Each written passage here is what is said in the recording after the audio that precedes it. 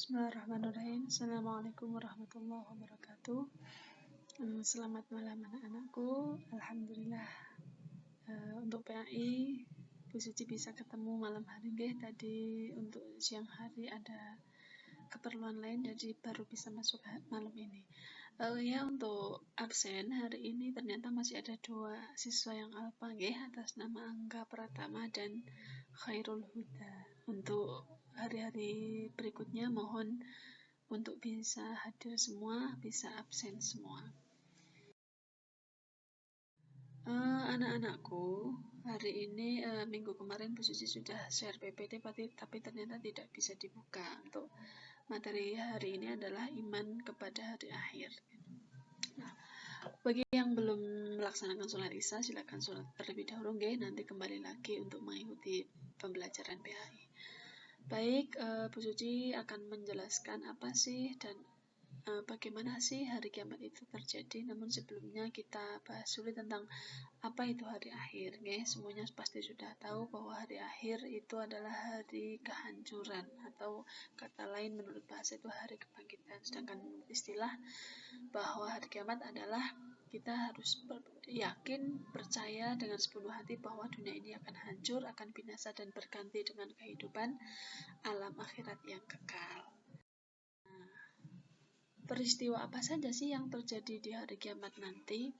Yang jelas dalam Al-Quran beberapa ayat menyebutkan bahwa di hari kiamat nanti benda langit akan hancur. Itu sesuai dengan GS At-Takwir ayat 1-2 ya, apabila matahari digulung dan apabila bintang-bintang berjatuhan. Ayat ini menjelaskan bahwa matahari yang selama ini menyinari dan memberi kehangatan pada suatu saat nanti akan digulung. Maksudnya digulung itu akan gelap gulita, cahaya matahari akan sirna. Itu menurut beberapa pendapat mengatakan ada yang mengatakan bahwa seluruh planet yang ada di alam semesta ini juga digulung sehingga cahaya matahari akan tidak ada dan bintang-bintang akan bertaburan serta jatuh ke muka bumi. Kemudian peristiwa yang kedua itu lautan akan meluap dan kuburan dibongkar. Itu sesuai dengan GS Al-Infitor ayat 34. Dan apabila lautan meluap dan apabila kuburan dibongkar. Meluap di sini ada yang menyampaikan karena matahari digulung, kemudian lautan meluap, itu bisa airnya itu ada yang mengatakan mendidih ya, jadi sangat mengerikan. Kemudian peristiwa yang ketiga itu bumi digoncangkan dengan sangat dahsyat ya, sesuai Al-Zalzalah ayat 1 dan 3 ya, ayat 1 sampai 3 mohon maaf. Kemudian kejadian yang selanjutnya itu manusia bagaikan laron yang berterbangan dan gunung bagi bulu yang dihamburkan. Itu dalam Al-Qari'ah ayat 1 sampai 5 disebutkan bahwa hari kiamat, apa sih itu hari kiamat? Bahwa hari kiamat adalah hari di mana manusia seperti anak-anak yang berterbangan dan gunung-gunung seperti bulu yang dihamburkan. Nah, untuk selanjutnya dalam dalam Al-Quran juga banyak sekali menyebutkan nama lain dari kiamat. Kiamat ada yang menyebutkan hari kiamat atau ada lagi menyebutkan Yaumuddin, yaitu hari pembalasan, Yaumul Fath atau hari kemenangan. Ada lagi yang menyebutkan Yaumut Tolak atau hari perpisahan dan Yaumul Jama'i atau hari perhimpunan. Kemudian ada lagi yang menyebut Yaumul Khulud atau hari kekekalan dan Yaumul Khuruj atau hari keluar. Ada lagi Yaumul Hasyr, hari penyesalan, Yaumul Fashl, hari pemisahan, dan Yaumut Taghabun, hari ditampakkannya semua kesalahan umat. Adapun dasar tentang dalil datangnya hari akhir, yang pertama berdasarkan dalil nakli. Dalil nakli itu dalil yang ada di dalam Al-Quran. Yang pertama dalil nakli tentang hari kiamat yaitu GS Al-Hajj ayat 7. Mohon maaf ini tulisan Arabnya enggak ketulis nih, hilang ini formatnya, yang enggak jadi kayaknya. Dalam Al-Hajj ayat 7 disebutkan, dan sesungguhnya hari kiamat itu pastilah datang dan tidak ada keraguan padanya, dan bahwasanya Allah membangkitkan semua orang yang ada di dalam kubur. Ini sudah pasti, bahwa di Al-Quran itu sudah jelas hari kiamat pasti datang. Kemudian surat At-Thaha ayat 15 juga menyebutkan sesungguhnya hari kiamat itu pasti akan datang. Hanya Allah merahasiakan waktunya agar supaya tiap-tiap diri itu dibalas dengan apa yang ia usahakan. Cuman waktunya kapan itu Allah ada yang tahu ya. Kemudian kalau dalil akli itu secara logika akal manusia itu menyebutkan bahwa apa iya kiamat itu ada, ya kita analisis bareng-bareng. Bahwa semua yang ada di dunia ini lama-kelamaan pasti akan rusak, ya.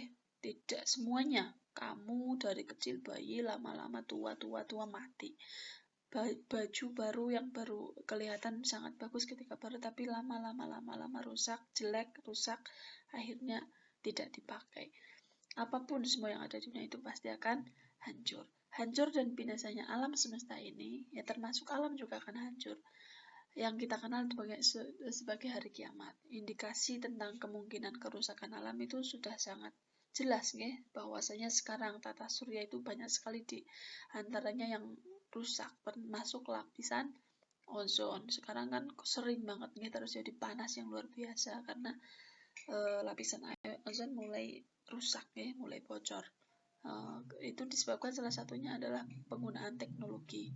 Ada kulkas, AC, dan sebagainya, tapi tidak diikuti dengan penghijauan. Kemudian meningkatnya panas global dan pergantian musim yang tidak menentu, ini jelas ya. Dulu zaman dulu Bu Suci kecil itu naik bulan itu sudah mulai ada bernya ya, kayak September, Oktober, November, Desember itu hujan pasti sudah besar. Itu nggak usah dihitung pakai apa-apa, tapi pakai naluri Jawa itu seperti itu. Tapi sekarang September belum ada hujan. Bahkan kemarin malah kemarau itu berkepanjangan, ya. Jatuhnya meteor di bumi, banyaknya gunung berapi yang kembali aktif, ya. Zaman dulu itu jarang gunung meletus, tapi sekarang di mana-mana gunung aktif dan meletus. Kemudian demikian juga menurut logika kita, kiamat pasti akan terjadi, apapun yang terjadi hanya Allah yang tahu kapan. Nah, kita lanjutkan ke macam-macam kiamat. Kiamat itu ada dua. Yang pertama kiamat kecil atau sering disebut kiamat kubro, dan kiamat besar atau kiamat kubro. Kiamat sugro itu apa? Rusak atau hancurnya bagian dari alam semesta. Okay? Terus termasuk juga matinya makhluk, itu juga masuk kiamat kubro. Contoh, gempa bumi, kematian bagi seorang, tsunami, gunung meletus dan sebagainya, itu termasuk kiamat kecil atau kiamat sugro. Sedangkan kiamat kubro itu hari hancur dan musnahnya seluruh alam semesta.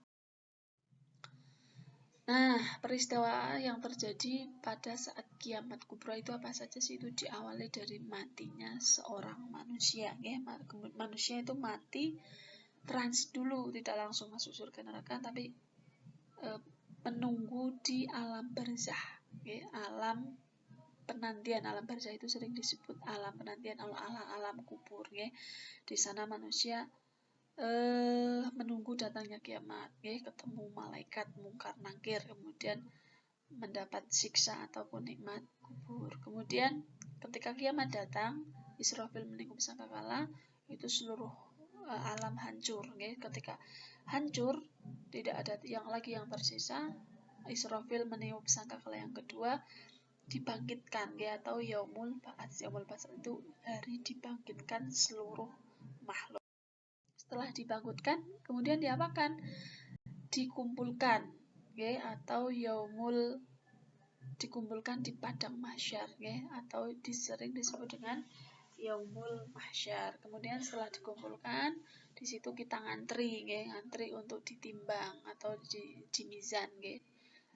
Di mizan atau hari penimbangan. Kemudian sebenarnya ini tidak langsung surat, tapi yaumul hisab, dihitung amalnya, baru kita kalau sudah dihitung dipersilahkan untuk melanjutkan ke yaumul sirat, itu proses pembalasan manusia, ya, yaitu berupa jembatan yang sangat lurus yang menuju surga ataupun neraka. Kemudian setelah masuk melalui sirat itu terakhir adalah yaumul jaza atau hari pembalasan, yaitu di surga ataupun neraka. Kemudian kita masuk ke tanda-tanda kiamat kubro, kubro dan sukro. Yang pertama kiamat sukro atau kiamat kecil, tanda-tandanya itu banyak sekali, banyak wanita melahirkan tuanya, pengembala unta berlomba-lomba meningkatkan bangunan, hanya ilmu pengetahuan, meluasnya kebodohan. Ini ngeri, sekarang sekolah nggak diadakan, itu termasuk menurut suci itu salah satu mudahnya terjadinya kebodohan karena salah satunya ini. Mungkin bisa jadi termasuk virus corona itu salah satu sebab terjadinya kiamat kubro, bisa jadi. Kemudian yang lain-lain itu masih banyak, silakan dibaca. Pendeknya waktu ini kan sekarang sepuasa, puasa kita belum lapar aja udah maghrib lagi.